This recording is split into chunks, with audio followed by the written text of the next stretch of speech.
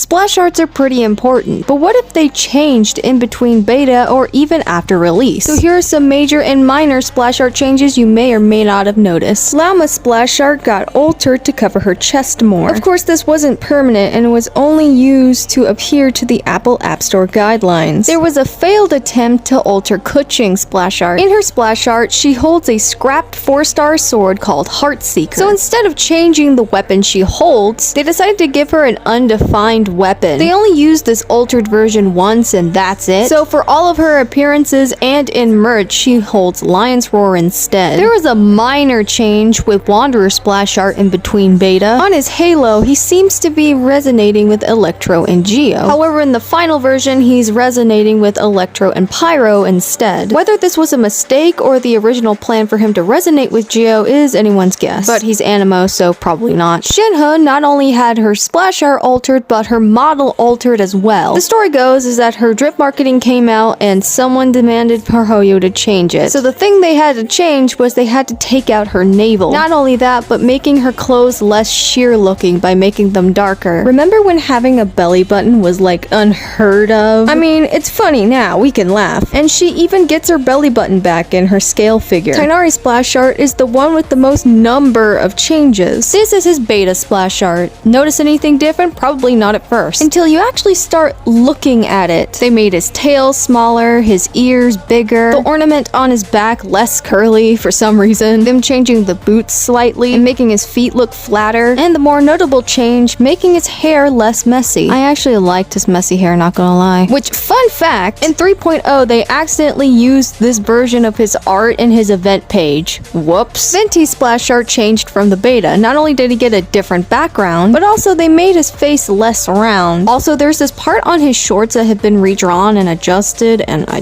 don't know why. And now we're getting to the characters with complete overhauls to their splash art. Starting with Kaya, his splash art used to look like this. They just threw his model in there and just called it a day. For Lisa, they gave her a rounder face, a lighter complexion, and bigger assets. Yes, these changes are essential to the enjoyment of the game. For Razor, they completely redid his face and hair, and his claw. So those were the splash art changes that I noticed. What are some that you noticed that I didn't? Let me know in the comments.